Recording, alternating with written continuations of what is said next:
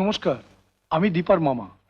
ও, আপনি সেই ঠকবাজ জোচ্চোর লোক যিনি আমার ছেলেকে অমন ভালো মানুষ পেয়ে এই হতচ্ছাড়ি নচ্ছার মেয়েটাকে ওর হাতে তুলে দিয়েছে। মা, তুমি চুপ করো। বেশ বুদ্ধিমান লোক তো আপনি।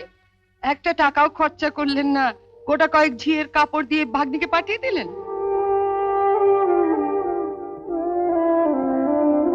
মার কথা কিছু মনে করবেন না, আপনি ভেতরে চলুন। মনে করবে কি? অন্যায্য কথা কিছু বলেছি যে মনে করবে? শুনুন, আমার ছেলের বিয়েতে আমি ভেবেছিলাম একটা ফ্রিজ, একটা টিভি। ব্ল্যাক অ্যান্ড হোয়াইট না কালার সেটা বলেন। তুমি থামো।